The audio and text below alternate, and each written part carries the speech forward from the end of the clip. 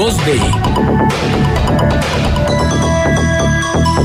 Y nos da mucho gusto darle la bienvenida a Fabricio Mejía Madrid. Él ha escrito las novelas Hombre al agua, Viaje alrededor de mi padre, El rencor, Tequila DF, Disparos en la oscuridad, Vida digital, Nación TV y entre muchas otras, así como los libros de crónicas, Pequeños actos de desobediencia civil, Salida de emergencia, Días contados, Septiembre, zona de desastre, con el caricaturista José Hernández, Ciudad de México, Ciudad Solidaria, Capital de Asilos y la Edad del Polvo, Historia Natural de la Ciudad de México, Desde mi ventana. Y hoy lo invitamos para hablarnos de su nuevo libro, Manual para votantes, primerizos o expertos, hastiados o esperanzados, que trae unas espléndidas ilustraciones de Helguera. Fabricio, un gusto saludarte en el estudio. Marcela Pámanes y tu servidor Juan Ceballos. Hola Juan, Marcela, ¿cómo están? Fabricio, quisiera empezar con una pregunta para ti en el primer capítulo. ¿Para qué voto? Presentas un oxímoron que dice, es una decisión para no decidir. ¿Nos podrías explicar? Bueno, la idea del libro es que, bueno, esta elección en 2008 la hemos dotado, además de lo cuantitativo, porque efectivamente pues vamos a votar presidente, congreso completo, muchas gobernaturas y congresos locales, y presidentes municipales, muchísimos. Además de lo cuantitativo, cualitativamente le hemos dotado de una pregunta, digamos, que es, ¿queremos o no que las cosas sigan igual, no? Y en esa medida, digamos, la idea del libro pues es como pensar qué es realmente ir a votar y cuál es la diferencia entre un elector y un ciudadano, ¿no? En la medida en que pues uno puede ser elector los domingos de cada 3 o 6 años, y ese es el papel que tiene, y sin embargo lo que hemos visto que no es eficiente, ¿no? La ciudadanía tiene que ser una ciudadanía participativa, informada, que vigile después a los representantes a los que vota, y no como decía mi amigo Rubén Albarrán, pues es que le dejas las llaves de la casa 6 años a alguien y luego te quejas de cuando llegas la quemó, luego la vendió. ¿Y tú dónde estuviste? ¿Dónde te metiste? ¿Por qué no vigilaste qué pasaba con tu casa? ¿No? Creo que es lo mismo con la elección. Es decir, los ciudadanos no deberíamos desentendernos simplemente yendo el domingo a votar y ahí se acabó el asunto. Ahora, lo que dices de esta frase es precisamente porque la democracia a veces puede ser una decisión para no decidir, la idea, digamos, de los representantes es una idea extraña cuando no tenemos esa vigilancia sobre ellos, ¿no? ¿Tiene que ver esto con el hecho de una decisión para no decidir, que a final de cuentas donde se decide una elección es en los tribunales electorales y que en algunos casos no se respeta realmente la voluntad popular, sino la voluntad de los partidos o las negociaciones que hacen las cúpulas de poder? Sí, bueno, yo creo que está desde el primer momento, digamos, de elección, pues está cruzada por muchas cosas que son ajenas a la voluntad popular, a la soberanía popular, ¿no? Entre ellas, ¿quién decide, no? Realmente, ¿qué es lo que decide, no? Muchas veces pensamos que estamos decidiendo sobre la base, por ejemplo, del programa de los partidos, ¿no? Lo que dijeron en las campañas los candidatos. Y luego muchas veces resulta que no. El caso de Felipe Calderón fue muy claro, es decir, él se nos presentó como el presidente del empleo y la primera decisión ejecutiva que tomó fue empezar la guerra contra el crimen organizado. Y nadie había votado por eso, nadie sabía, no estaba en la agenda etcétera, o otros casos como el de el PRD, uno votaba por el PRD por ser de izquierda, y resulta que fue parte de los que votaron a favor del gasolinazo, pues eso tampoco lo pusieron en la mesa de las negociaciones o del convencimiento de los ciudadanos. Entonces tiene que ver con muchas cosas que no necesariamente son todas de soberanía popular, ¿no?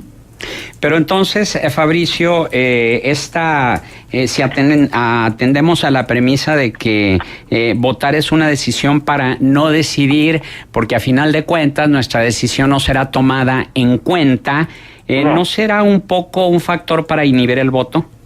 No. No es tomando esa frase fuera de contexto, es decir, no, el libro no se trata de esto. El libro se trata... No, perdón, hago una precisión, no, al contrario.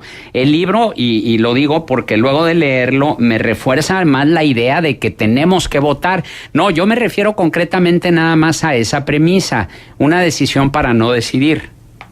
Sí, no tomemos fuera de contexto esta frase, digamos, no se trata de eso. El libro precisamente es un alegato a favor del voto, a favor de la ciudadanización de nosotros, no porque está toda esta cosa de que ahora se ciudadanizan los candidatos, no de nosotros, los ciudadanos, ciudadanizarnos y democratizar la democracia.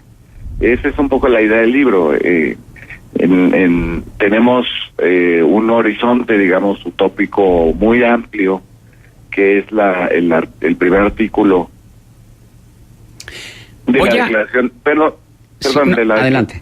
De la declaración del hombre y del ciudadano que aprobó la Asamblea Francesa en 1789. Ese primer artículo nos da un horizonte utópico importantísimo. Dice los ciudadanos nacen y permanecen iguales en derechos. Esa idea de que somos iguales, permanecemos iguales en derechos, todos los hombres, solo por el hecho de haber nacido, es un horizonte utópico muy importante y es lo que nos constituye como ciudadanos. Voy a tomar un fragmento de tu libro para plantearte la siguiente pregunta. No votar es igual a no decir, es el silencio, lo autoexcluido por razones que nadie te va a preguntar, el suicidio más triste, el que no tiene espectador, son los demás los que hablarán por ti. Los que no votaron pueden estar tan a gusto con el sistema que ni siquiera fueron a refrendarlo, o son los que, iracundos, no quieren participar de la farsa. De cualquier forma, el silencio de no votar lo usarán los otros para sus propias justificaciones. Nunca un voto nulo ha cambiado algo. ¿Cuál es tu propuesta, Fabricio, para que esos no electores o esos habitantes apáticos se conviertan en ciudadanos activos y se decidan a acudir a votar? Sí, mira, el no ir a votar, como digo ahí, pues es prácticamente un suicidio sin espectadores. Es decir, nadie se entera por qué fue, ¿no? Puede ser que no sabías, porque echaste la boleta en blanco. Es decir, no hay matices en eso. Es decir, o votas o no votas, ¿no? Y no votar, pues no es decir absolutamente nada. En este caso, digamos, lo que va a pasar es que se establece, digamos, una elección, o así lo hemos querido, pues entre todos, entre medios, partidos, ciudadanos, una especie de referéndum. ¿Queremos que sigan igual las cosas o queremos que cambien las cosas? Y entonces, en ese sentido, digamos, el voto también es muy poco matizado, digamos, no se trata... no es como irse a comprar unos zapatos, ¿no? Cuando uno se va a comprar unos zapatos dice, bueno, pues es que no me ajustan, no me los compro. No, la votación es otra cosa, no es una mercancía. Incluso oigo algunos opinólogos que dicen el mercado electoral y el contrato, ¿no? No se trata de eso. La política es otra cosa, no es economía, o no debería de serlo. En su origen no lo es. Es precisamente todo lo que pasa de la puerta de la casa para afuera, digamos. Si economía quería decir para los griegos lo que pasaba de la puerta para adentro, ¿no? La economía familiar, etcétera.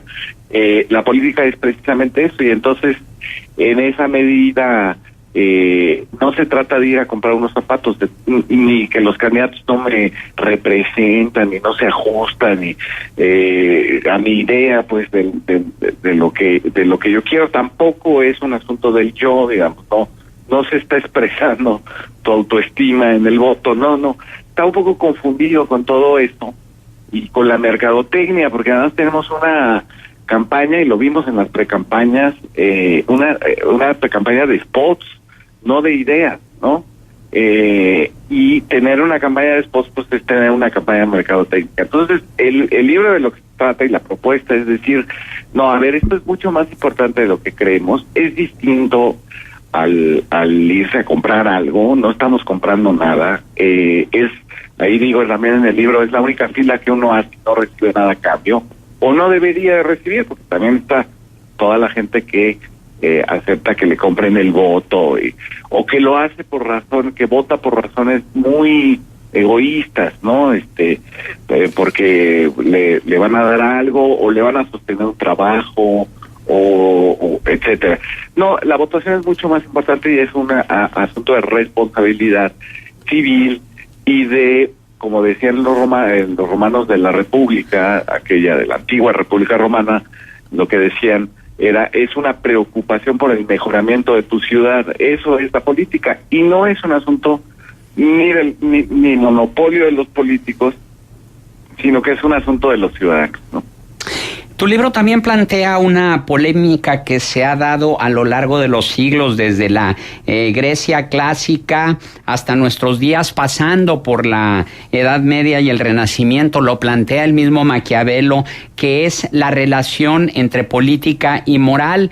Y tú haces referencia al libro de Kant, La Paz Perpetua, que se había hecho la pregunta de si moral y política se excluían mutuamente, si quien deseara conducirse con ética no debiera dedicarse a la política, y quien sí lo hiciera debería enterrar sus principios en un pozo tapado. ¿Cómo poder hacer coincidir en los tiempos actuales la política con la ética? Sí, yo creo que es muy importante, es uno de los temas de esta campaña, ¿no? Finalmente el punto fundamental es ver si podemos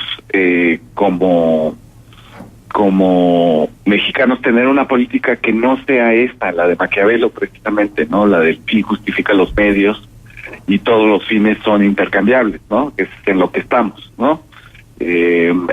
Sino que tengamos ética para decidir las cosas y también para reclamarlas, ¿no? Creo que eso es lo que ha pasado, es decir, tuvimos una final de precampaña muy sorprendente donde se trataba de embarrar delitos de corrupción unos a otros y responsabilidades, y creo que esa es un poco la parte que tienen que hacer los medios de comunicación, es decir, también decir que es falso en los discursos de campaña, ¿no? Porque lo que necesitamos sí es moralizar de alguna manera la actividad política, ¿no? Es una actividad que es ajena a los ciudadanos en este momento, que es de los políticos, es un monopolio de ellos, ¿no? Hace poco en Twitter el senador Javier Lozano le decía a Diego Luna, el actor, le decía, tú dedícate a hacer tus películas, nosotros sabemos. Esto referente a la Ley de Seguridad Interior. Y yo decía, ¿por qué? Porque si nos va a afectar a todos la Ley de Seguridad Interior, ¿por qué no podríamos opinar en Twitter y donde queramos, los actores, los escritores, todos los ciudadanos? Porque finalmente, digamos, el voto es eso que nos hace iguales, por lo menos en un instante, al senador Javier Lozano, Diego Luna, a mí, a ti, a Marcela, a todos los que estamos oyendo el radio. Es decir, somos iguales en esa medida, y entonces eso le dota, digamos, de una ética a la política. Yo creo que la ética es una construcción colectiva, y entonces en esa medida es también una distribución de responsabilidades, ¿no?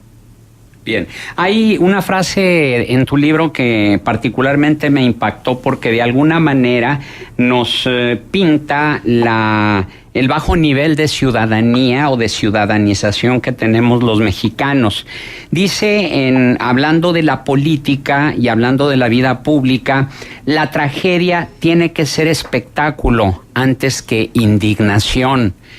Y esto me remite a las noticias falsas o fake news, me remite a una serie de rumores o de borregos que se dejan correr, que sin ser ciertos, la mayoría de las personas lo toman como reales y lo reproducen, lo retuitean y lo comentan, y lo que nos habla precisamente de cómo nos vamos más por el morbo, por el amarillismo y precisamente por esa tragedia que tiene que ser espectáculo antes que indignación, Fabricio.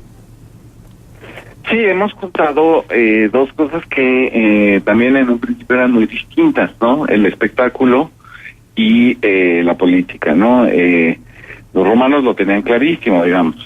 Una cosa era el Senado y las discusiones en el Senado sobre la política de la ciudad o del imperio o de la república, y otra cosa era el circo, ¿no?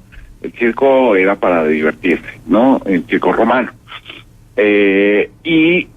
Las hemos juntado ahora, y esto tiene que ver un poco con esta idea de que nos viene de la manera en que hacen política los norteamericanos, ¿no?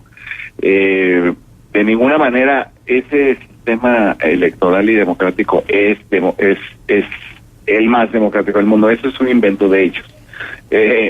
Solo tener dos partidos y que no estén representadas las minorías raciales es suficiente para decir, bueno, no es tan democrático.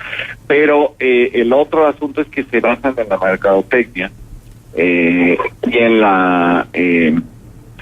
en la constitución de un espectáculo que es la campaña. Y a qué se refieren con eso. Bueno, pues a inventar cosas de la vida privada, cosas o de plano falsedades sobre sus relaciones políticas, porque como dicen los propios gringos, en las campañas no importa la verdad, importa la sospecha, ¿no?